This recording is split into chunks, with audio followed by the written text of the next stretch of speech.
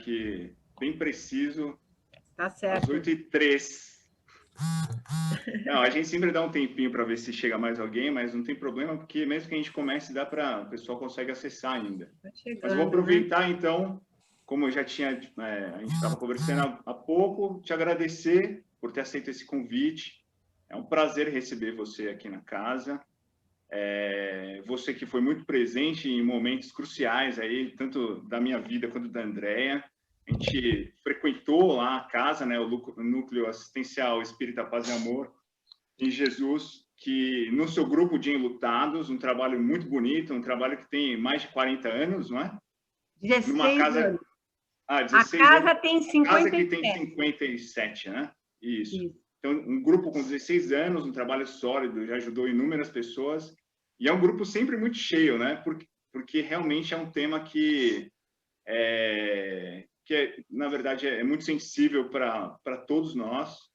E você, inclusive, autora desse livro, Deixe-me Partir, que também te leva a palestrar a respeito do tema em todas as searas, né? Então, mais uma vez, um prazer receber você aqui, tá? Fique à vontade, sinta-se em casa, se é que eu posso falar assim, em nome do Herculano, e que tenhamos uma boa palestra. Tenho certeza que você vai agregar muito a todos nós. Eu vou clicar aqui, não sei se eu consigo. Você já compartilhou aqui para que eu compartilhe o screen? O share screen é você que tem que clicar nesse botãozinho do meio aqui, ó. Sim, sim. Você já tinha liberado. Ah, já está liberado. Desculpe. Muito bem. É uma alegria e estar aqui com vocês.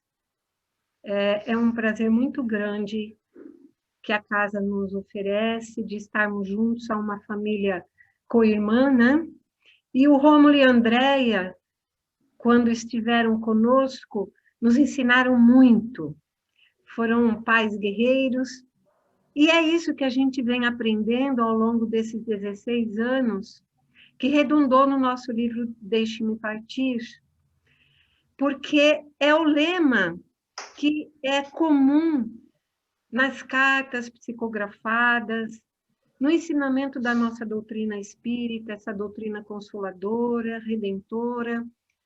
Se você me ama, deixe-me partir. Porque a morte é como uma gaiola que se abre e o pássaro vai embora, voltar para casa, né? Uma mulher vai até Buda com o filho morto nos braços e suplica-lhe que o faça reviver. Buda diz a ela que vá a uma casa e consiga alguns grãos de mostarda. Mas, para trazer de volta a vida do menino, esses grãos devem ser de uma casa onde nunca morreu ninguém. É muito complicado encontrar uma casa, uma família, onde a experiência de deixar partir antes tenha ocorrido. E ela, em todas as vezes, deixa um vazio, deixa um sentimento doído que nós precisamos cuidar. Então, essa mãe foi de casa em casa, mas não encontrou nenhum que estivesse isento dessa dor. Não somos preparados para, entre aspas, perder, porque falar perder para esse evento, morte, é uma palavra imprópria. Mas, às vezes que nós utilizarmos dessa palavra, vocês vão compreender, deixar partir antes. Porque nós não perdemos pessoas, nós nos afastamos, elas se afastam de nós, eles partem antes, não é? Perdemos coisas. Então, nesta jornada que estamos, morando numa região, né, que a nossa ainda é, depois de Chico Xavier, que mostrou para o mundo inteiro uma releitura dos ensinos de Kardec no sentido especialmente consolador das cartas. Então, a gente se baseia essa nossa fala hoje buscando esse recurso. Então, a gente Por exemplo, no Oriente, as pessoas lidam mais, mas no Ocidente, nós temos ainda, é meu marido, é meu filho, é a minha mulher, é o meu amigo. Nós, quando desde criança, uma criança tem um amiguinho na escola que vem a desencarnar, ou alguma mãezinha, um pai desencarna e a criança passa por um período de adaptação na escola, ou passava, né? A gente já fala, virou uma estrelinha. Mas tem criança de hoje não aceita mais isso, virou uma estrelinha, a não ser que seja uma criança muito pequena. Elas querem saber, elas sofrem, elas perguntam, nós temos que explicá-las, mas nós, de uma maneira geral, os adultos, não fomos preparados para essa única certeza da vida, que é o desencarne. Por que, então, é tão difícil conviver com essa realidade? Será que é falta de fé? Porque as pessoas dizem assim, dizem que eles podem vir e falar com a gente, dizem que a vida continua, e alguns mais rebeldes dizem, ninguém voltou para dizer que a vida continua. As pessoas que são negacionistas, que não querem ver, elas se comportam dessa maneira. Falta da certeza de que a vida após essa vida, que não morremos, a gente vai buscar o socorro nesse livro, que surgiu nos anos 70, e eu estava na Mocidade Espírita, e especialmente uma carta desse jovem, que se chama Vadi Abrão Filho. Ele desencarna aos 17 anos, vítima de um mal súbito, quando ele se dirigia a um colégio, muito perto de onde eu morava. O Vadi morava ali na Água Rasa, é contígua ao Tatuapé, onde eu morava. A família procura o Chico Xavier 6 meses após sua desencarnação. E quando eu li esse relato, aquilo me tocou muito. Primeiro que eu tinha mais ou menos essa idade, o colégio era perto da minha casa, e eu achei interessante que esse rapaz, ele era uma pessoa que trabalhava muito na Igreja Católica, porque ele se dirigia a um colégio Nossa Senhora ali na Água Rasa, que é um colégio católico. E ele, a família, eram muito ligados. É aquilo que a gente ouve dizer, um católico praticante. Ainda a gente ouve falar isso, né? E a gente observa que 6 meses após, muito pouco tempo, o Vadi vem na primeira oportunidade que os pais chegam lá, levados por mãos amigas a Uberaba, ele recebe essa carta, que eu desperto alguns trechinhos só. Meu pai, querida mãezinha, não chorem mais. Não morri como pensam. Não chorem mais. Estamos felizes porque cremos, estamos tranquilos porque o Senhor nos permite trabalhar para o bem. Papai, não pense em morte. Pense na vida e no bem que a vida na terra, todos nós, podemos fazer.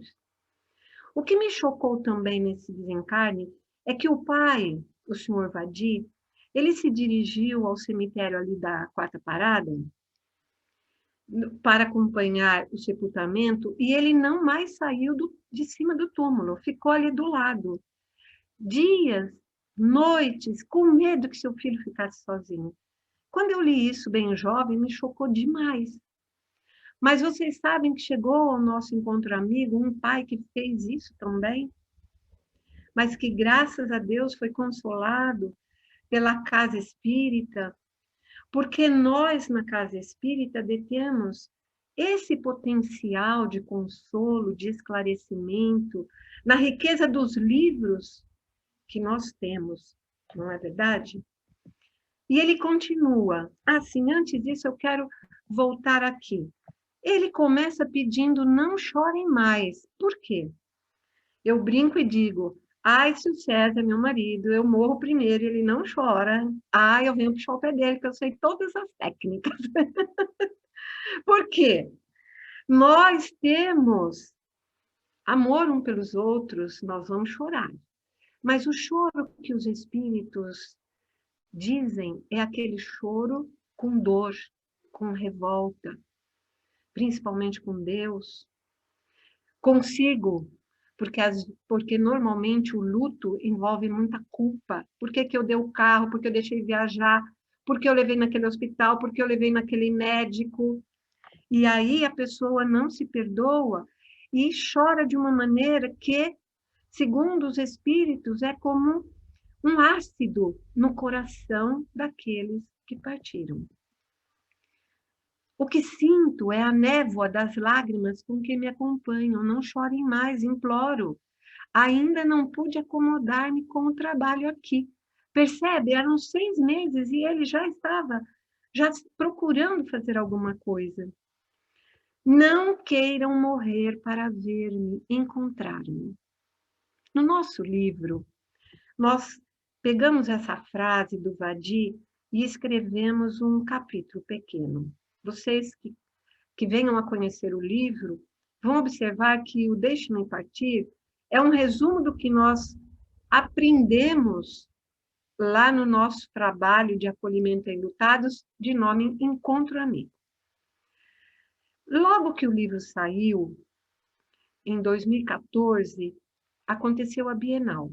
Em seguida, veio uma moça bem jovem, e ela me encontrou no corredor do Paz e Amor, e ela disse assim: Tânia,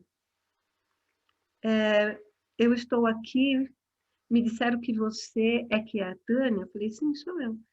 Olha, eu vim do Rio de Janeiro brigar muito com você. Na verdade, ela estava em São Paulo. A sua filhinha, de 1 ano e 8 meses, veio a desencarnar. Assim, na segunda-feira, eles moravam, o marido é da aeronáutica, moravam numa base aérea no Rio de Janeiro. E a médica, que inclusive acompanhou todo o parto, aquela coisa toda, ela levou a Maria na segunda-feira à médica. Ela disse: isso é uma padrinha, vamos ficar atento. Na sexta-feira, o marido estava levando-a para o sepultamento. Ela disse: porque eu não consegui nem ir ao velório. E de lá para cá, eu não... No começo, ela não tomava nem banho, só se alimenta, só tomava água, não queria sair do quarto, e disse para o marido: não fico mais aqui. E aí ele disse: então, enquanto eu procuro outra base, você vá até as suas primas lá em São Paulo. E, coincidente com a Bienal, resumo. Ela disse que empurrada foi, porque as primas disseram: lá ninguém te conhece, ninguém vai te perguntar nada, você não vai ter que falar nada para ninguém. E ela disse que foi como uma autômata por aqueles corredores da grande Bienal, e ela estacou diante do nosso livro hipnotizada. Palavra dela, ela foi... E ela abriu, quando ela abriu exatamente nesse capítulo. E ela levou um choque. Me contou, ali no corredor mesmo, que leu aquele capítulo e ela ficou com muita raiva de mim, porque ela, na dor, disse que tinha preparado o seu suicídio. Ela disse: apesar de eu ser católica, ajudar na igreja, eu estou muito brava com Deus, o que é uma das fases do luto. E o que vai acontecer é que eu arranjei um jeito de eu me suicidar sem que ninguém perceba, como se fosse possível. Mas quando eu li, aí eu vi que eu não posso nem me suicidar. Então, eu estou muito brava com você. Bom, resumo dessa história. Ela ficou conosco 4 semanas, 1 mês suficiente para o marido dela conseguir um lar lá em Natal, e eles mudaram para lá, e por um tempo a gente continuou mantendo notícias, e foi muito assim, maravilhosa a aceitação, devagarzinho. Ela me disse que tinha voltado para a igreja e que estava seguindo a vida dela. Muito embora, como todos os lutos, a saudade permanece. A gente começa a conviver com esse momento de uma maneira mais suave. E o Vadi continua: não julguem que vim aqui antes da hora, que poderiam ter evitado o que sucedeu. Meu pai, aqui está comigo o vovô Abraão. Ele e eu pedimos para não chorarem mais. Preciso melhorar, papai. Seguir a vontade de Deus para mim. Olha que espiritão, como eu brinco.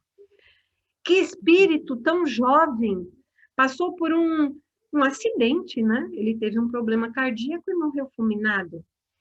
Então, já tem condições de passar uma orientação que não valeu só para a família dele, mas para todos nós que enfrentamos a dor da perda de um ente querido.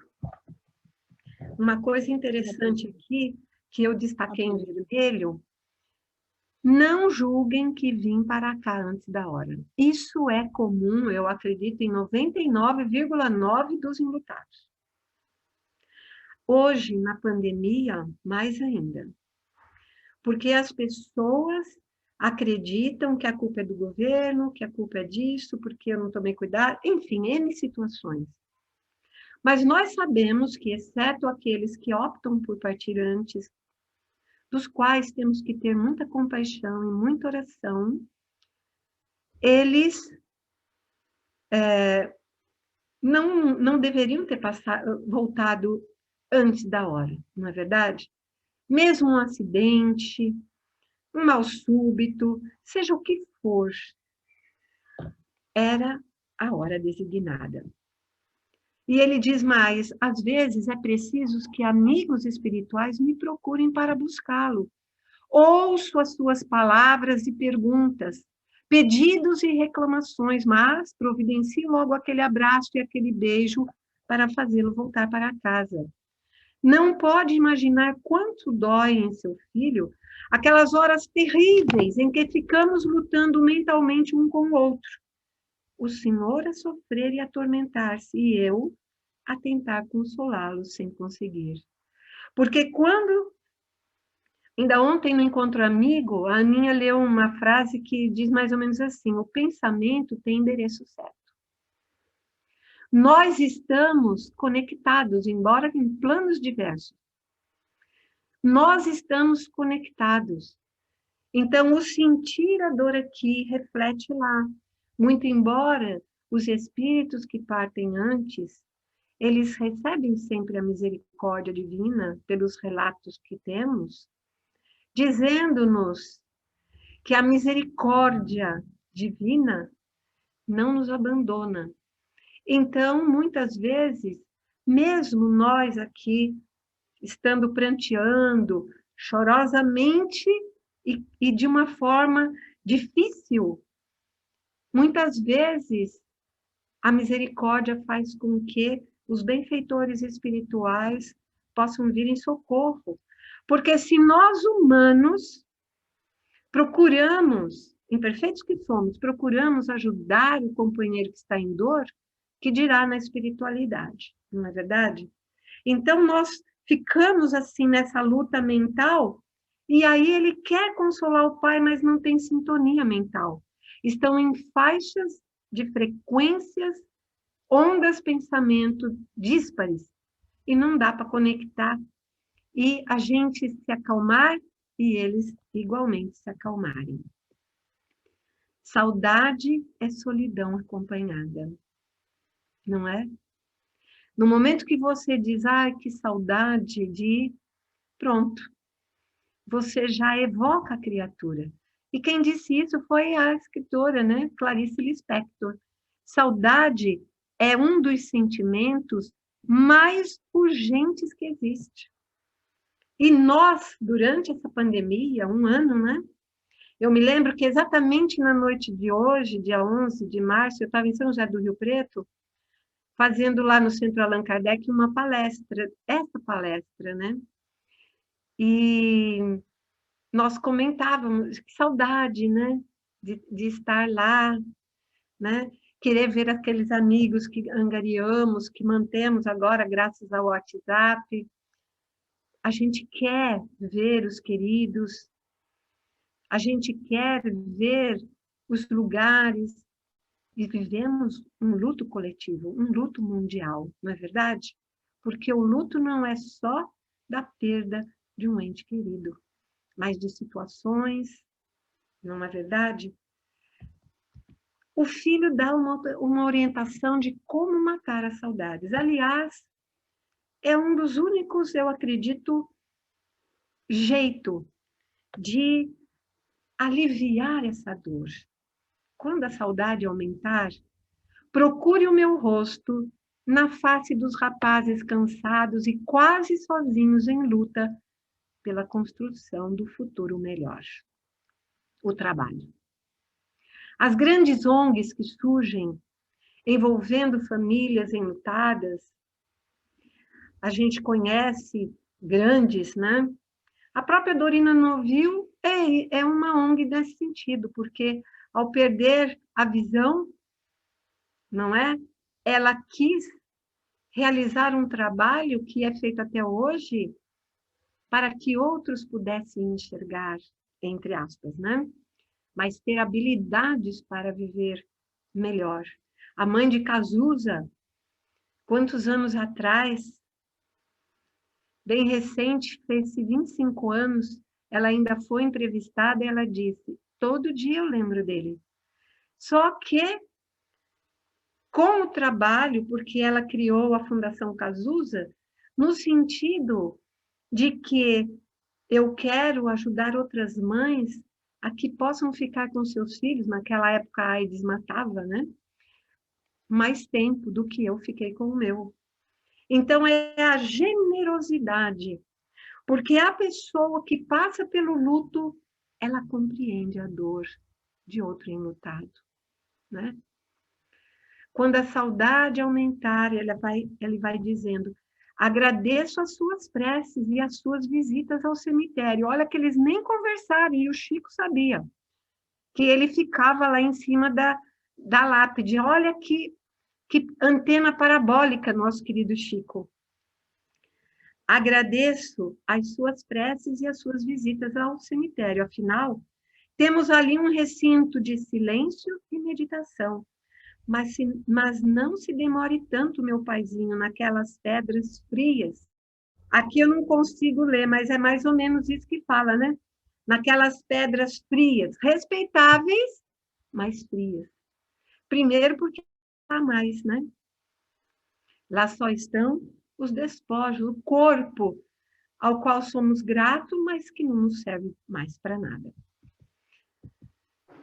As fases do luto. Primeiro, a negação e o isolamento. É a segunda, a raiva. A terceira, a barganha, a negociação. Quarta, começa com estados depressivos, né? Se não cuidados, torna-se a depressão, que é uma das doenças mais difíceis, para a quinta passar para a aceitação. E nós, lá no Encontro Amigo, a gente lembra que a aceitação, de pronto, é a postura de Maria de Nazaré, né? Quando aos pés da cruz, ainda Jesus aproveita a oportunidade para nos ensinar. E ele, ali vendo a dor de sua mãe, de Joana de Cusa, de Maria de Madalena, poucas mulheres, João, o mais jovem, o discípulo querido. E ele ainda encontra um momento para dizer, olhando para João, filho, eis aí sua mãe. Olhando para a mãezinha, diz, mãe, eis aí seu filho. E a história, principalmente, que a gente lê no livro A Boa Nova, que eu recomendo lerem a última mensagem, que é a Rosa Mística de Nazaré, que relata O momento que Jesus vem buscar Maria, já velhinha, depois de trabalhar tanto tempo junto com João, que estava na ilha, né, que eles foram de Patmos, né, ficaram lá até o final da vida, ensinando, repassando os ensinos. Eu li o livro que não é espírita, mas de Taylor Caldwell, Médico de Homens e Almas. Quem não leu, precisa ler, é a história de Lucas, o discípulo, que chega no dia da crucificação, e ele escreve, e lá a gente vê que realmente Lucas procura Maria para escrever os seus evangelhos, né? Mas a gente espírita, às vezes, não digo que todos, nós começamos com a quinta fase, aceitação. Não, a gente precisa aceitar, era o momento, eu não quero perturbar o meu querido, vamos fazer essa entrega, e não toma conta de si, e não esvazia esse momento dolorido, que é para todos nós. Porque não adianta estar aqui, ó, nos ensinos. A gente sempre diz que daqui até aqui é um dos maiores caminhos a serem percorridos. Porque nós elaboramos tudo na cabeça, temos que deixar partir e tudo mais.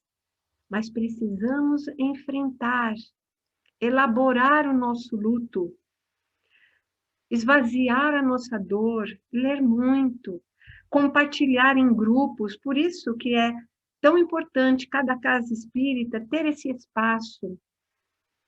E eu vou dizer para vocês que esse começo de ano, janeiro e fevereiro, e agora, ainda ontem, tivemos uma outra surpresa grata, 4 casas espíritas nos procuraram para que a gente, da mesma maneira que recebemos todos esses ensinamentos do Obreiros do Senhor, lá de São Bernardo do Campo, de uma amiga querida, que perdeu seu marido, nosso colega Rômulo, ele era oficial de justiça comigo dentro da vara. E a gente ficou muito amigo e ele desenvolveu um câncer do cérebro e veio a desencarnar. E a Rosa Maria, sua esposa, foi convidada pela dona Miltz, que faz o prefácio do nosso livro, um espiritão, uma trabalhadora incansável da Seara Espírita, não só na psicografia, como na direção de um lar de crianças imenso. E aprendemos tudo lá. E agora estamos podendo ter a oportunidade de que as pessoas nas suas casas espíritas mantenham essa porta de acolhimento para esse momento tão delicado, principalmente nesse que nós estamos passando.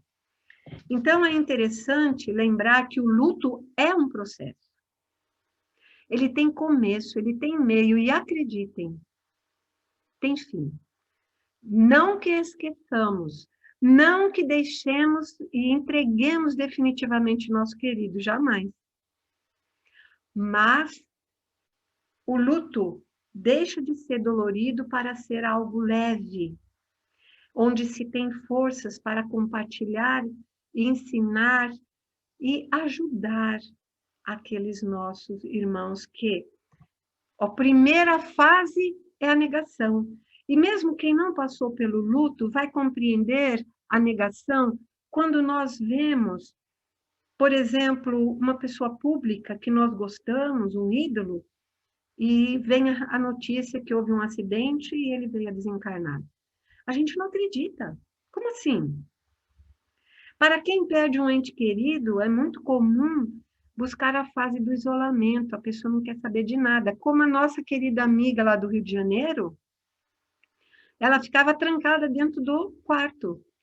Uma médica que perdeu seu esposo, depois de um tempo ela esteve lá conosco para elaborar o seu luto no conjunto, que fica mais fácil, e uma mãezinha que chega e diz que fazia pouco tempo, essa médica disse para essa mãe, você é muito corajosa, eu fiquei 15 dias dentro do meu quarto sem sair.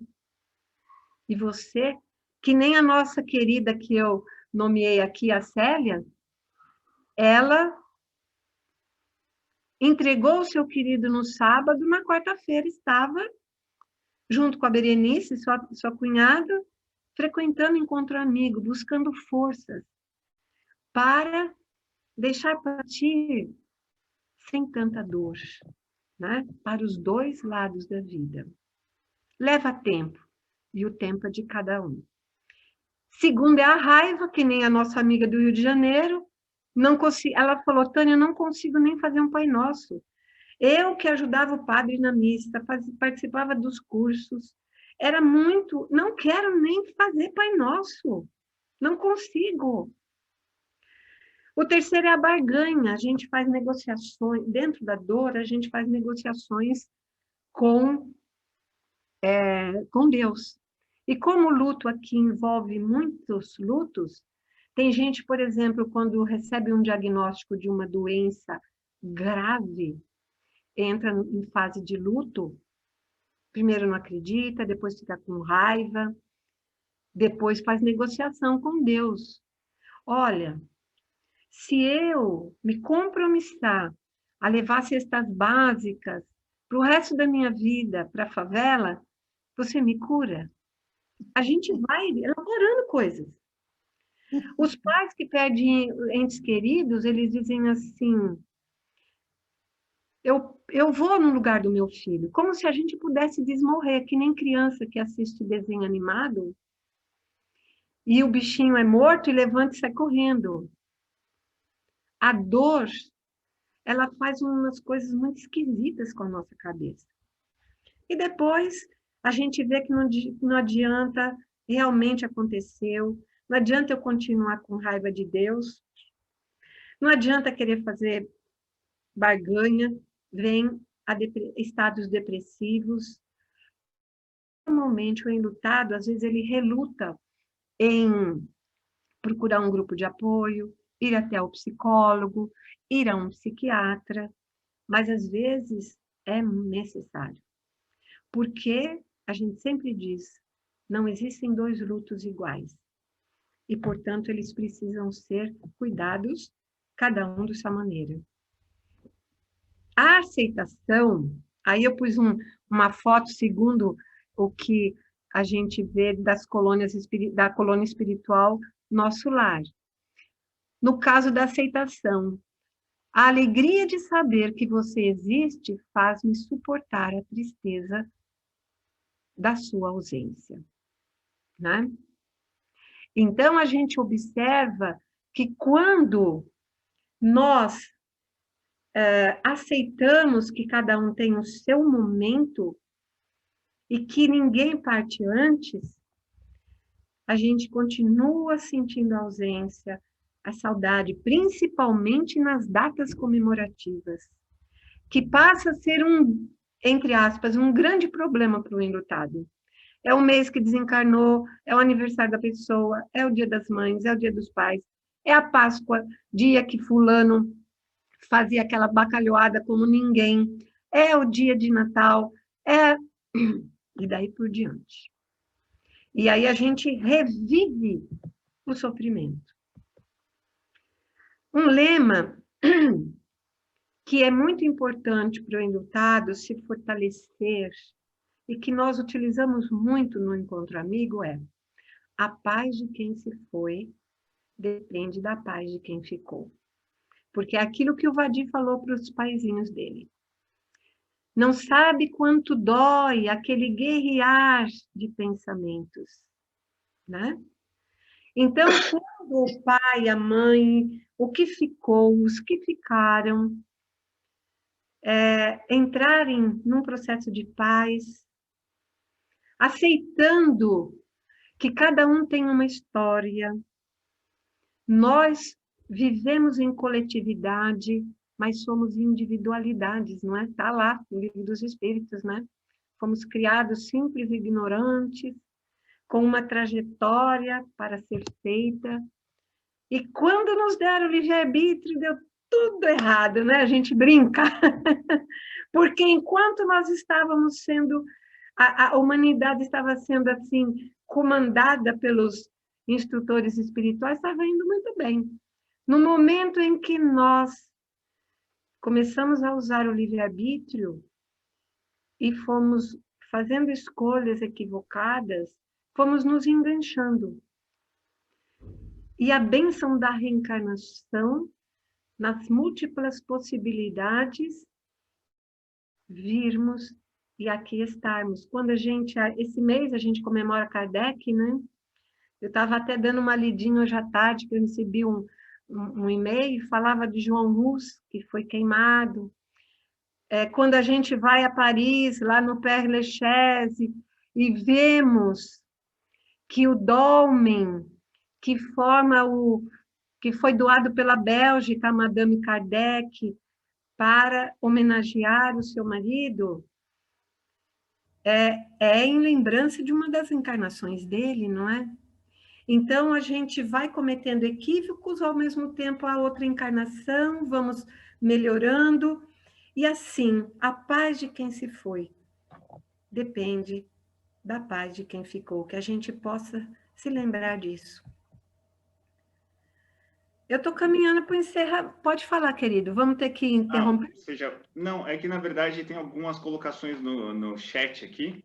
Você prefere terminar essa parte? Você falou que está encerrando já? Ou você quer responder já algumas colocações? Você que sabe. Para ficar um pouco mais interativo também. O que Ótimo. você acha? A gente volta desse ponto. Ótimo. Eu não gosto de interromper, mas pé. Ultimamente eu estou fazendo assim mais dinâmico, porque eu acho que fica mais interessante até, porque abre um pouco para Ótimo. Para algum debate. Eu posso tirar, então, aqui... Não, pode mantém. Ah, desculpa. Agora já Acho foi. Assim a gente se vê. Ah, tudo bem. Fica mais fácil. A Heloísa, que é lá do José Herculano, aqui do José Herculano, na verdade eu estou em casa, então não posso falar aqui, mas é do José Herculano, colocou o seguinte: acho que nós espíritas não podemos aceitar as injustiças da sociedade, principalmente quando sabemos que se a pessoa tem uma melhor assistência à saúde, a chance dela sobreviver é muito maior. Quer dizer que aquela pessoa que morreu, pois não havia oxigênio, chegou sua hora? Um bom questionamento. Sim, muito bom. Aí a gente tem vários pontos a serem observados. André Luiz tem uma frase que meu pai... Eu cresci numa casa espírita, né? Meus pais frequentaram mocidade espírita, minha mãe, evangelização infantil. E eu sempre ouvi meu pai repetir uma frase assim: o mal, para corrigir o mal, existe o mal. Não seja você o causador deste mal.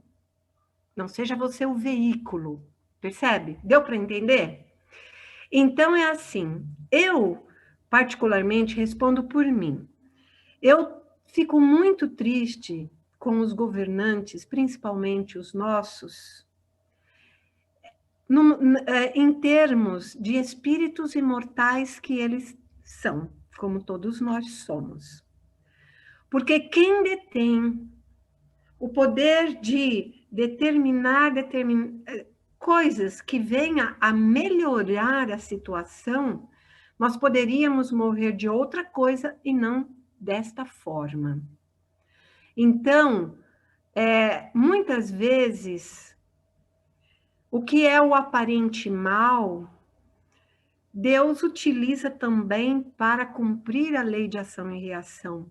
Não é verdade? Pelo menos é esse o meu entendimento. Pode existir situações... Agora, o campo vibratório, a lei de reação para tudo aquilo que a gente poderia ter feito, não só governantes, poderia ter feito e não fizemos, isso é complicado. Lá no Livro dos Espíritos tem alguma... Eu não sei repetir exatamente igual, tenho uma memória péssima, mas a ideia eu trago. As pessoas, elas vão... por exemplo, o mal... Deixa eu ajeitar minha cabeça. É assim, se você vai perpetuando o mal, isso volta para você. Então, nós temos que ficar muito atentos. E o mal é muito barulhento. O bem é discreto. E não fazer o bem, está lá no Livro dos Espíritos, já é fazer o mal. Não é verdade?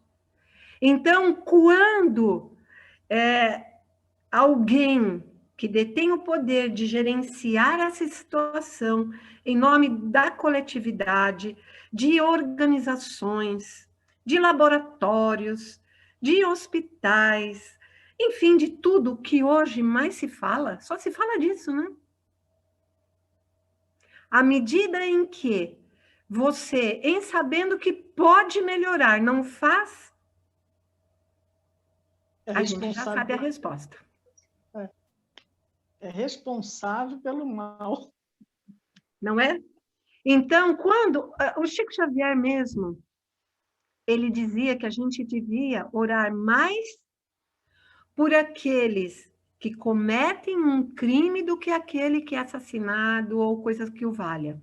E há um ditado oriental que diz assim: ame-me quando eu menos merecer, porque é quando eu mais preciso. Percebe? Então, nós não precisaríamos passar por situações trágicas, que, aliás, eu nem estou mais ouvindo o noticiário. Eu peço para o César, me fale aí o resumo, porque eu estou me preservando porque eu me conheço, né? Então, eu acho que nós precisamos ter menos notícias assim, sofridas, porque aí a hora que você põe a cabeça no travesseiro, aquilo volta tudo para você. Fica mais difícil você fazer uma preparação para aquilo que está lá no Livro dos Espíritos, e eu convido todos a lerem a questão 402, que fala dos sonhos inteligentes. Que quando nós temos sonhos inteligentes, quando nós nos preparamos para dormir, nós estamos nos preparando para a morte. E diz lá Kardec que a pessoa que tem o hábito, ao longo da sua vida, não só de na hora de que senta para deitar, faz Pai Nosso, que tá blá, blá, blá, blá, não. Se preparar para dormir, porque quando nós saímos do corpo físico, na hora que a gente dorme, primeiro que a gente pode se encontrar com os queridos que já partiram e sonhar com eles. Depois, a gente também pode se preparar para quando a gente partir, a gente está treinado lá na espiritualidade. Por isso que Kardec traz para nós do sono inteligente, percebe? Eu espero ter respondido, Elô. A Elô ainda fez outra pergunta aqui. Ela colocou o seguinte: então Deus é injusto, já que é o mal com o mal, como você está dizendo? Então, se uma pessoa mata a outra, não podemos dizer que chegou sua hora. Acho que é isso que ela quis dizer. Não podemos dizer que chegou sua hora. Me fala de novo por parte essa pergunta. Ela diz assim, então Deus é... Então, Deus é injusto, já que é o mal com o mal, como você está dizendo? Não. Então, se uma pessoa mata a outra, não podemos dizer que chegou a sua hora? Então, vamos por parte. Falar que Deus é injusto, isso para mim, Tânia, não existe. É porque ninguém nasce para matar ninguém. Não é verdade? Ninguém nasce para matar ninguém. Só que, no viver e conviver, nós vamos nos atraindo. Existem pessoas que estão assassináveis, É bem complexo esse assunto, nós precisaríamos de uma live inteira para isso. Mas eu vou utilizar, por isso que eu te pedi para dividir a pergunta.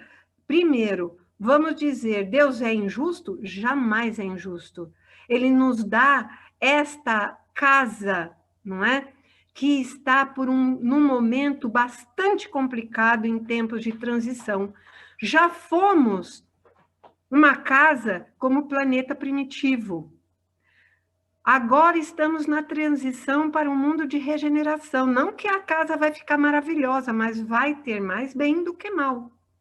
Nós ainda vai demorar muito. Dona Sueli Caldas Schubert, numa palestra, falou que para se instalar a regeneração, segundo ela, falta mais 1 milênio, pelo menos.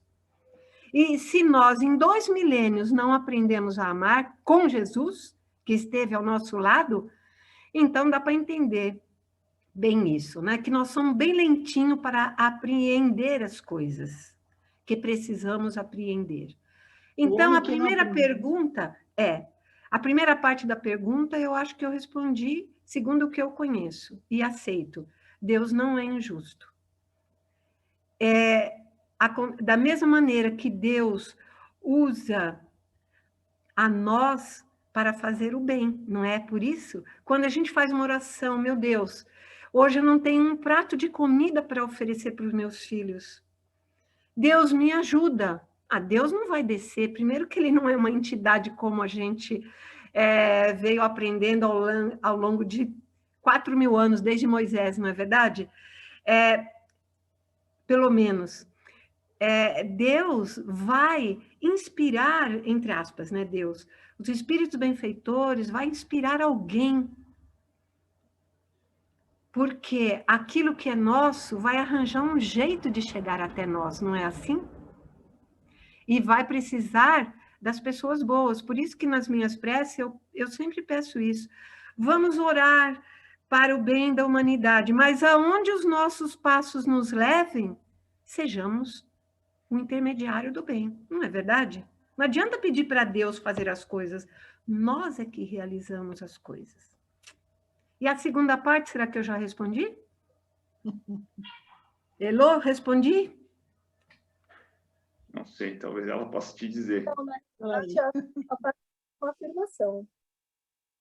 Assim, A Elô está aqui tentando falar. Vamos. é que na segunda parte, na realidade, eu fiz uma afirmação. Se uma pessoa mata a outra, a gente não pode achar que ela chegou à sua hora.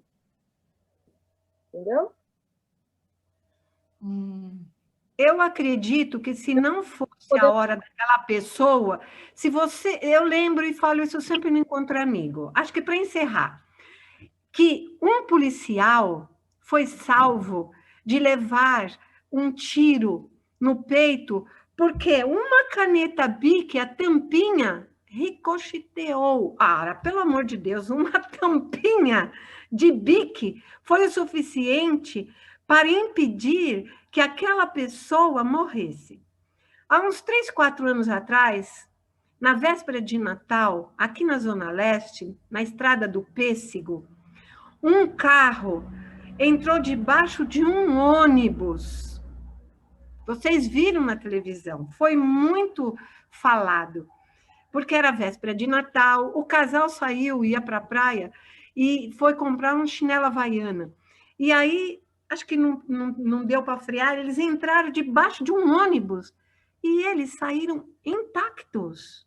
Ora, não era a hora deles partirem. Então, eu estou respondendo segundo o meu olho de ver no viver e conviver dessa minha existência. Ok? Mais perguntas, querido Rômulo? Tem uma colocação do... Cara, esse nome aqui eu não sei quem é. MC Zou, que não sei quem é. Mas tudo bem, vamos à colocação. Acho que ele está respondendo, está interagindo com toda a problemática. Ele coloca o seguinte: para a hora é quando a experiência carnal chegou ao fim. A forma como essa passagem ocorre é simplesmente uma forma e a circunstância, e se ocorrer por responsabilidade de alguém, essa pessoa, a seu turno, arcará com essa responsabilidade. Isso. É o que eu penso, né? Sou eu, MC Souza. Você. Essa bonita. É Mônica Cristina de Souza. Oh, que bonita, Mônica. Fale aí, minha linda. Então, essa questão da responsabilidade, né? Somos sempre responsáveis pelos nossos atos, seja eles bem, atos voltados para o bem, sejam eles atos voltados para o mal. E a nossa existência vai fazer com que a gente arque com essa responsabilidade. ela é nossa. Claro. Então, a nossa conduta a partir do livre-arbítrio, ela é nossa. É nossa. Então, por exemplo, é claro que, como você trouxe, se o governante não faz uma boa atuação, também é minha responsabilidade em fazer o acompanhamento desse governante. Porque eu deixo o meu irmão menos favorecido morrer, porque muitas vezes eu acolho um mau governante. Exatamente. Então, eu também Mas a nossa cultura brasileira, né? Ela é assim. Só que como você trouxe, Tânia, é complexo, Muito. porém somos responsáveis. Claro. Então, assim, quando uma pessoa é favorecedora do desencarne de alguém, seja por qualquer circunstância, ela é responsável por isso. Sim. Mas isso não significa que a experiência carnal daquele ser não tenha chegado ao fim. Isso não, por ela ser responsável, não significa que o outro morreu sem ter cumprido os desígnios divinos, claro, para esta encarnação. Exatamente. Então, do meu ponto de vista, a forma com que desencarnamos é uma forma. Porém, o momento é preciso. O momento é adequado. Isso é na minha visão, né? É o que eu acredito também, Mônica. Ô, Tânia, boa noite. É Antônio Reis que está falando. Tudo bem? Tudo bem. Eu quero só fazer uma colocação, rapidinho. Pelo que eu entendi na pergunta da nossa colega aí, quando ela pergunta sobre a pessoa que vem a desencarnar em consequência de um assassinato, um bandido, um assalto, coisa parecida. Do meu ponto de vista, né, pelo aquilo que eu tenho aprendido, o dia daquela pessoa desencarnar, ele está meio que marcado, mas não como ele vai desencarnar, não é isso? Então, assim... Pode ser também. Pode ser, sim. Exatamente. Então, como existe, infelizmente, os malfeitores, tanto encarnados como desencarnados, acontece naquele dia da pessoa já está acertado, já está acordado, isso antes ele vir à Terra, de desencarnar. Então, acontece esses episódios, né? É a minha forma de ver. Existe determinismo, né, Antônio? Existem situações que podem ser trocadas. Existem pessoas, que nem o Chico, disseram que ele estava indo muito bem na tarefa dele e houve uma prorrogação. Muitas vezes, nós nascemos com um esquema, porque não existe um determinismo assim, olha, você, naquele ano, se você está indo bem na sua escola da vida, os benfeitores espirituais, eles vão deixando a gente aqui para que a gente vá se acertando perante a nossa própria consciência, porque, né, nós sabemos que não existe um julgador, quem nos julga é a nossa própria consciência. Tudo bem. Isso me fez lembrar um dos fundadores do Paz e Amor, que ele foi beneficiado pelo fundador da casa, que tinha uma mediunidade extraordinária, e foi uma cura praticamente instantânea, lá nos anos 60. Mas depois ele desenvolveu um problema, ele era dentista, fazia cirurgias lá na Santa Casa, trabalhava muito, e desenvolveu um problema na coluna. Me lembro dele agora comentando isso lá na Mocidade. E ele foi fazer uma cirurgia que naquela época, nos anos 70 e poucos, era de alto risco.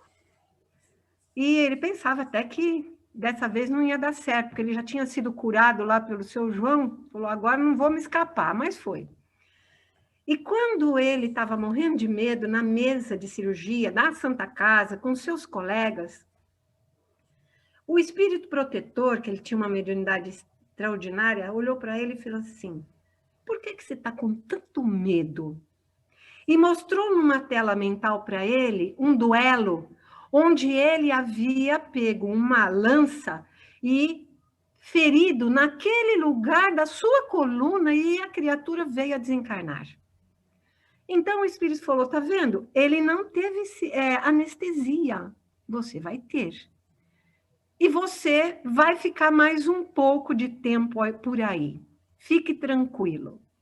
Percebe? Porque talvez não era chegada a hora, ou porque ele estava indo bem, vamos aproveitar mais essa encarnação. Nossa mente é muito limitada para encampar todas as possibilidades de uma vida. Nós somos a somatória de quantas encarnações? Então, quando nós começamos a estudar doutrina espírita, principalmente quando estamos lá na Mocidade Espírita ou no primeiro ano do Principiante Espírita, a gente já acha que lê 1, 2 livros, já sabe tudo. Não, existem tantas variantes. E nós vamos chegar, mesmo estudando infinitamente, se dedicando, vamos chegar do lado de lá e vamos ter surpresa, ainda falta muita coisa. E a gente não tinha entendido exatamente como era. Eu acredito que a gente tem que fazer o nosso melhor. E vamos buscar fazer o bem que pudermos, porque no Evangelho segundo o Espiritismo é a lei de amor e caridade. São as duas palavras que você vê do começo ao fim. O lema que Kardec forjou para nós é: fora da caridade não há salvação, não é verdade? Então, enquanto eu não sei quase nada, eu vou fazendo o básico. E vamos em frente. Molô. Eu ia fazer sua pergunta agora, Mauro, mas se você quiser fazer, fica à vontade. Eu posso só fazer uma colocação antes de você? Manda. Por gentileza? Eu acho que, assim, é realmente um assunto, só pedindo licença para palestrante aqui, né? É um assunto extremamente complexo em termos de raciocínio dedutivo, de fato. Porque a lógica do universo a gente não consegue saber qual que é. Não tem como a gente falar, no meu ponto de vista, que todas as mortes das pessoas agora, por falta de UTI ou oxigênio, já estavam determinadas. Eu não consigo, eu não posso aceitar uma coisa dessa, porque a gente vê que são desmandos, descasos de governos incompetentes e genocidas. Etc e tal, né? Que não vale a pena falar. E eu sei que não é, você não está propondo isso, você acabou de falar, não existe determinismo. Agora, o difícil é saber a lógica, porque, assim, se a gente duvidar que aquele momento era o momento da morte ou não, seja por qual motivo for, a gente começa a duvidar da lógica, da onipotência, da onipresença de um Deus que a gente acredita por sermos uma doutrina deísta, entendeu? Não de um Deus que é o demiurgo, que articula tudo, mas que existe um equilíbrio. E para você ferir aquele equilíbrio, você tem que ferir. Para você falar que aquela morte não deveria acontecer, você fere esse equilíbrio. É muito complexo isso, porque eu não consigo. Essa chave, se alguém que estiver assistindo aí tiver essa chave para explicar... Não vê, né? Porque também, essa lógica, essa dedução, eu não consigo chegar. Desculpa, eu não sei se é uma incapacidade minha. Se alguém tiver essa capacidade, explique, por gentileza. Eu acho que nós também temos que ter um pouco de humildade e, às vezes, as teorias que nós estamos caminhando, né, é o nosso entendimento daquele momento. Vocês já repararam que cada vez que você pega o livro dos Espíritos e, por exemplo, né, ou a Gênese, ou seja, ou Obras Póstumas, que é um livro fascinante, se você ler daqui a um tempo, fala, nossa, eu nunca li isso. Eu não lembro de ter lido isso. Não é? Então, a gente também tem que ter um pouco de humildade, que nós temos uma limitação. Tanto é assim que os espíritos vão, aos poucos, levantando o véu da nossa ignorância. A gente também tem que se curvar a isso, né? Vamos amar e ser caridosos por enquanto. E vamos estudar. Tem coisas que nem eles sabem, né? Nem os espíritos que vieram trazer os ensinamentos também não sabem, porque, assim como todos nós, somos seres humanos em evolução, encarnados ou desencarnados, somos seres humanos em evolução, talvez naquele momento eles não soubessem.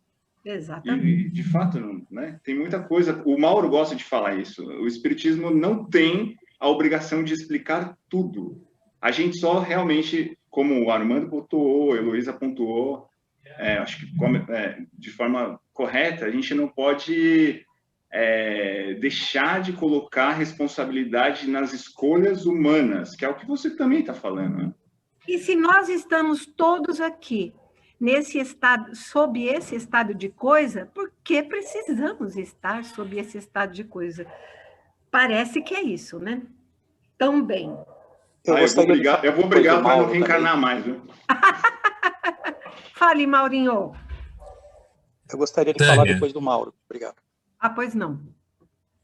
Tânia, eu tinha até escrito aí.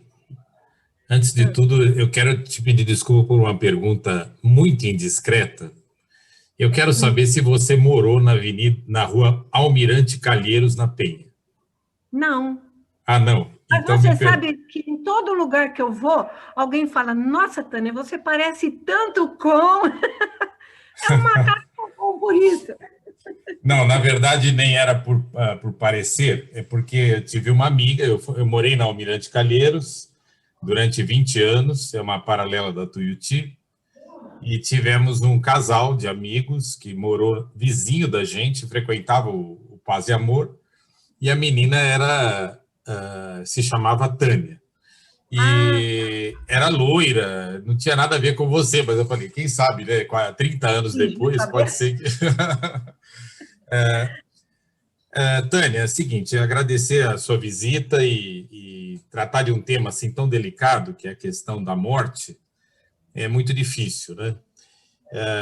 Então, eu quero agradecer realmente o seu estudo e a sua visita aqui ao Herculano. Realmente, Tânia, eu não concordo com a visão de que o momento da morte esteja pré-determinado. E não creio que nós espíritas precisemos dessa crença. O que a gente precisa é acreditar que as ações humanas fazem sentido. Então, por exemplo, eu estou aqui, eu e você numa sala, e eu não te dou um tiro, você vai continuar vivendo. Mas se eu resolver, de repente, e não foi Deus que determinou, se eu resolver, de repente, tirar um revólver da minha cintura e dar um tiro em você, você morre naquele momento. E não foi uma coisa determinada por Deus, foi determinada por quem te deu um tiro. Isso é o livre-arbítrio, isso é a dinâmica da vida, né? Então, é só para colocar para você que podemos ver, é a minha visão, de outra forma. E isso traz muito mais responsabilidade para as pessoas. Então, por exemplo, uma pessoa morreu porque não teve UTI disponível para ela. Na minha visão, você pode discordar e terá a palavra final aí. Na minha visão, não há como colocar isso numa dinâmica divina. Por quê? Porque o que ocorreu ali foi uma irresponsabilidade humana. Não só de governantes, mas também de todas as pessoas que apoiam esses governos. Então, o que eu queria te propor? Primeiro, que não é necessário para o espiritismo que haja esse conceito bastante difundido de que a hora da morte está pré-determinada. Não creio que isso tenha qualquer influência sobre a visão filosófica do espiritismo. Eu também acho que não, Mauro. Eu também acho que não. Então, talvez a gente tenha um ponto comum aí. Ao redor daquele tempo, eu acho, a não ser que, conforme eu falei, a pessoa está indo bem, então vamos ficar mais aproveitando mais essa sala de aula que está bom para você. Mas se alguém der um tiro nela, você acha que já estava determinado aquele momento? Não, eu acho que eu me expressei mal. Eu não acredito em determinismo. Certo. E eu acho que depois, na minha fala, eu dei exemplos, porque falar da vida e da morte, não existem dois nascimentos, nem duas mortes iguais. Tudo é muito individualizado. A gente nasce com uma rota de experiência para uma encarnação, com um esquema, do que eu estudei até hoje, né? Então, eu acho também que é muito interessante, e isso é a beleza da diversidade, porque cada um compreende de uma maneira. Talvez você, Mauro, já chegou num outro patamar de entendimento. Eu ainda estou aqui. Eu não acho que ninguém nasce para matar alguém para que se cumpra um determinismo de que a pessoa tinha que morrer naquele dia. Não. Eu acho que a Tânia está no tempo de voltar por um tipo de acidente que pode ser assassinato, pode ser qualquer outro tipo de acidente. E vai se adequar para que aquilo aconteça, mas não é no dia 5 de abril de 2025, não. Mas ao redor daquela época, quando você tiver mais ou menos 50 anos, 70 anos, 80 anos, está na hora de voltar. Da mesma maneira que existem N casos de pessoas que estão fazendo tantos desatinos, e a espiritualidade acha por bem trazê-lo, volte antes, para te proteger. Volta para casa. Então, existem, na minha opinião, eu tenho 67 anos e eu estou constantemente estudando, porque tive um pai que era um espírita intensamente estudioso, né? E acredito que está estudando lá na espiritualidade, porque o sonho dele, a coisa que ele mais gostava é trabalhar numa livraria, ou nunca pôde, né? Porque ele era contador. Mas ele falava, quando eu morrer, se eu tiver algum mérito, eu quero nem que seja para limpar os livros de alguma biblioteca na espiritualidade, né? Então, eu acho assim, a gente não tem esses determinismos, nós temos mais ou menos. Se eu me fiz entender como determinismo, me perdoe. Ô Tânia, por favor, eu gostaria de novo. Gostaria de fazer O Armando quer falar. O Armando tinha levantado a mãozinha primeiro, querido. Vamos pela ordem? Pode ser? Claro, sem dúvida. Tânia, muito interessante esse tema. Eu acho que nós teríamos muito ainda o que falar sobre ele. Resto da vida, né? Com certeza. Eu concordo com o Mauro, com a Jacira, com a Heloísa também, que colocaram aqui que o determinismo não é algo que, para nós espíritos encarnados, faça parte da nossa vida, e sim o livre-arbítrio. Até mesmo porque, como ficaria a questão do suicida? O suicida, ele está marcado a hora da morte dele, ou seja, ele teria, assim como também nós estamos vendo tantas mortes aí, e essas mortes que estão acontecendo por conta dessa pandemia aqui no Brasil, por exemplo, tem culpados claros. Não estava na hora da morte dessas pessoas, e por uma questão até de responsabilidade, quem está por trás disso terá que arcar com essas consequências. Esses governos terão, e esses governantes, porque os governos, isso é uma coisa muito subjetiva, vamos falar direto do governante, eles terão que arcar com essas consequências. E isso é do livre-arbítrio.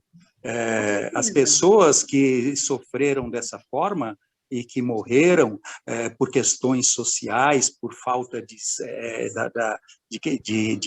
mínimo de condição de vida, de acesso à saúde, ao hospital, ao oxigênio. Agora nós vimos em São Paulo, hoje mesmo, morreram várias pessoas porque não conseguiram um leito de UTI, por conta de quem? Do governo. Será que o governo está pagando leito de UTI? Será que tem leitos de UTI aí para todos? Então, o determinismo, eu acredito que esteja fora realmente da nossa, do nosso entendimento enquanto espíritas. Eu penso que isso a gente ouve muito dentro dos centros espíritas, às vezes como uma forma de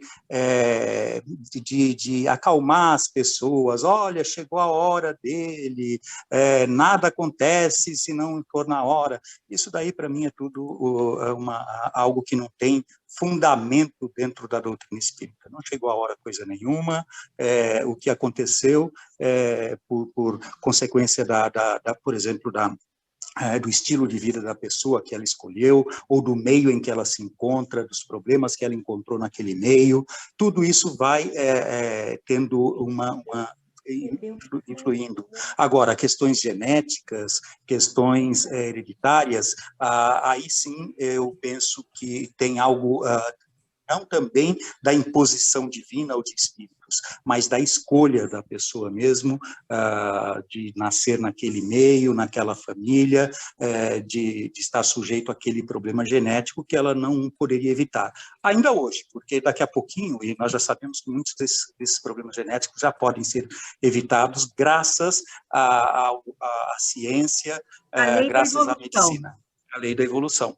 Não fosse isso, nós diríamos, então, que realmente ali tem um determinismo. Nem aí tem um determinismo, porque é a escolha do próprio espírito quando está na erraticidade também. E isso também pode ser mudado. A todo momento estamos mudando o nosso percurso na vida. E isso faz parte do nosso livre-arbítrio. É isso que eu gostaria de dizer. Muito obrigado. Mas eu falei no começo da minha fala, exceto os suicidas, lembra? Eu acho que eu e você pensamos a mesma coisa, só que eu falo de um jeito e você fala de outro. Mas as nossas bases são iguais. Acho que a forma de expressar que eu não estou sendo feliz com ela. Mas Ana Maria, acho que tinha falado antes do nosso amigo Antônio. Você viu, Rômulo, qual que é o primeiro que levantou aqui a mão? Eu acho que foi o Antônio primeiro. Então, vamos lá. Vamos lá?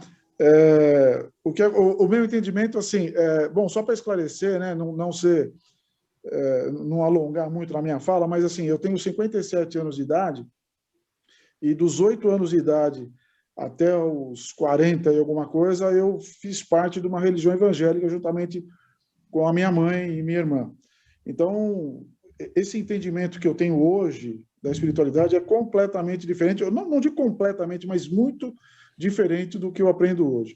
Eu estou no 3º ano, né, de principiante, aí, juntamente com você, Tânia, o Sazinha e algumas pessoas, e me veio à mente o seguinte: eu assisti um filme do Chico Xavier chamado As Mães de Chico Xavier, se eu não me engano, isso. E lá mostra um caso de uma criança que estava sendo levado pela babá para dar uma voltinha de bicicleta, ele cai, bate a cabecinha lá e ele vem a falecer em decorrência dessa negligência da empregada, né?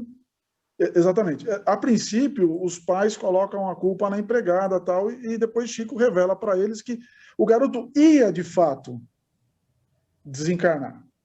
Ele ia, de fato. Aquilo só foi o gatilho. Tinha que haver um gatilho. Ou estaria esse garoto no colo da mãe, do pai, da empregada, da babá, não importa. Mas a queda de bicicleta só foi um gatilho. A babá foi usada por Deus para que esse moleque viesse a desencarnar? Não. Até onde eu entendi. Eu não estou fazendo eu não estou colocando eu estou fazendo uma afirmativa, né?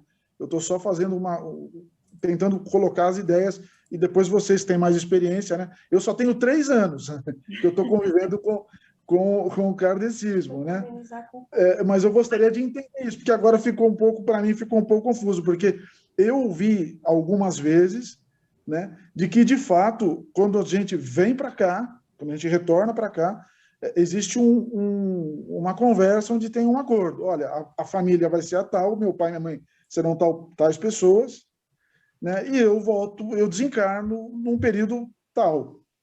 Entendeu? Então, eu gostaria de entender bem isso. Talvez não faça a resposta agora determinante, não vá determinar a minha fé, né? Mas é legal a gente colocar isso em pauta para que a gente consiga elucidar, amadurecer, desenvolver a ideia, né?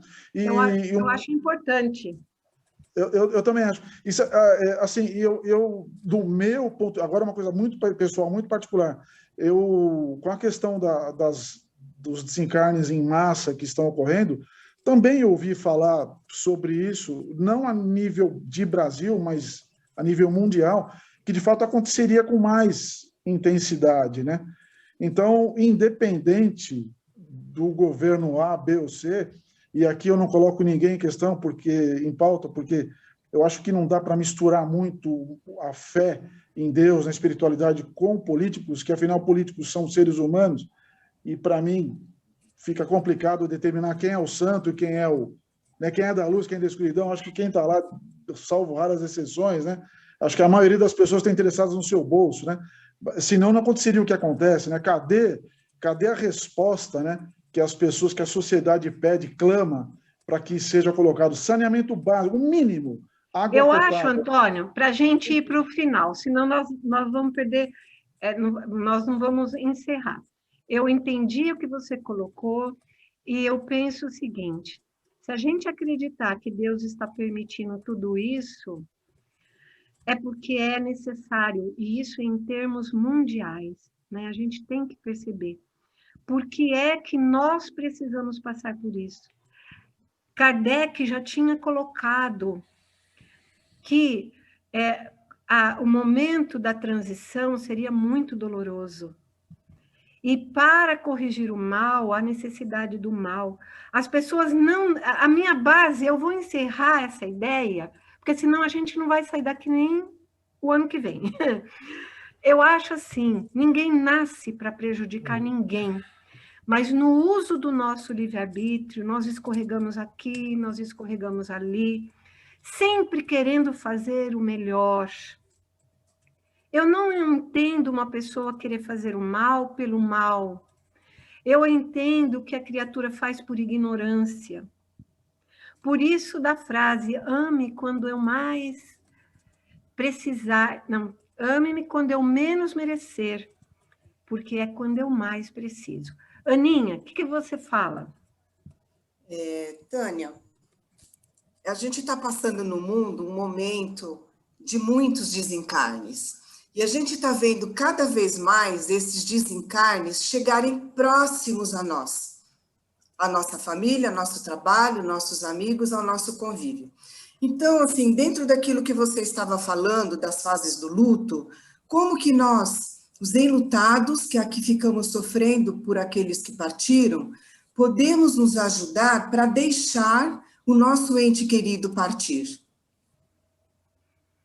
Bom, aí já é um outro momento, né? Então, o que nós podemos fazer, mudando totalmente de assunto, né? O foco da nossa conversa. O que é que nós podemos fazer para que essas pessoas que estão partindo com tanto sofrimento, e mesmo aquelas que estavam com comorbidades, né? Nós estamos acompanhando uma amiga nossa do núcleo, que tinha um câncer terrível e, infelizmente, no tratamento do câncer veio a desencarnar de Covid. Então, é muito complicado, né? O que nós podemos fazer? No próprio Encontro Amigo, nós trabalhamos há 2 semanas, que para lidar com esse luto, nós temos que reviver bons momentos com os nossos queridos, porque eles não vão, na mente, eles não vão voltar por enquanto, né? Para que eu faça esse sofrimento ser amenizado, para que quem foi fique em paz, baseado na paz de quem ficou, nós vamos ter que trabalhar lembranças agradáveis. Nós vamos ter que ajudar as pessoas que perderam outros entes queridos. Então, eu entendo assim, Ana, é a saudade com amor. É amar aos nossos queridos, agradecer a Deus que Ele nos emprestou pessoas que não é a primeira vez que estamos juntos, nós estamos convivendo, aprendendo juntos, acertando arestas, porque somos espíritos milenares. Estamos num caminho de evolução. Às vezes estacionamos, mas o momento atual pede-nos ação. E ação no bem. É assim que eu entendo. É a ação do bem, a aceitação dentro da caridade e do amor, que é o nosso propósito de vida, né? Obrigada. Rômulo, são 9h20. Não, então, eu não queria interromper a sua fala, né? Não quis interromper sua fala. Acho que foi um debate muito produtivo. Acredito que devemos sempre manter esse debate aberto, sem imposição de ideias, como... Inclusive, sua humildade é inspiradora, né? Abrindo, assim, tipo, para que realmente todo mundo colocasse seus posicionamentos. Eu sempre me denominei como livre pensador. Acho que nada que se acredita deve ser imposto verticalmente. Eu acho que tudo tem que ser de forma horizontal, pelo diálogo. É o que a gente está tentando se propor aqui. E eu agradeço por você ter aberto para toda essa discussão, porque realmente não é um tema fácil é um tema extremamente árido. E te agradecer mais uma vez por ter aceitado esse convite, por ter disposto o seu tempo, né? Sei que você tem seus afazeres, tem sua família para cuidar. É muito bom estar com vocês. A gente que agradece. Então, eu vou propor aqui uma salva de palmas para você, agradecendo aqui. A equipe, que todo mundo participou, falou, compartilhou, é muito bom. Isso. Rômulo, eu queria complementar, agradecer a visita também, numerosa, de muitos amigos. Não sei se todos participam do centro... Não, outros, todos são do centro. A Regina participa, mas do Encontro Amigo, aqui na coordenação está a Ana Maria, a Tite, levantem a mãozinha aí, meninas, a Suzete, a Terezinha, a Dona Célia tem participado como enlutada, junto com a Berenice. A Maria José Barata é nossa companheira da casa, o Antônio Carlos é do Encontro Amigo. A Tite. A Tite eu já falei. O meus sobrinhos que estão aqui, que são primos do Rômulo, a Gabi e o Vinícius, que é filho do meu irmão querido, os dois são muito queridos, tem um neném lindo. Que bom que eu vi vocês. O Antônio, que está fazendo um aninho esse mês. Então, o meu coração se enche de alegria. E é aí. Eu tinha umas coisinhas boas para mostrar para vocês. Fica para a próxima, Rômulo. Não, tudo bem. Eu fui abrir para o debate. Não, mas tá ótimo. Atrapalhando o final da sua palestra. Não atrapalhou nada, não. Fazer uma metáfora que eu gosto muito de usar. Eu acho que o conhecimento, ele, na verdade, ele se multiplica. Porque se eu estou caminhando por uma estrada, eu tenho um pedaço de pão e você vem do outro lado com um pedaço de pão, sim. Se a gente trocar esse pedaço de pão, você sai com um pedaço de pão, eu saio com outro. Agora, o conhecimento tem essa grande vantagem. Você sai com o que eu sei e eu saio com o que você sabe. Ninguém sabe tão pouco que não possa ensinar a ninguém e ninguém sabe tanto que não possa aprender com ninguém. Então, eu deixo encerrada essa palestra aqui, agradecendo a você, Tânia. Muito obrigado pela disponibilidade e pela amizade. Muito bom. Gratidão, gratidão. É a palavra da noite. E obrigado a todos os presentes.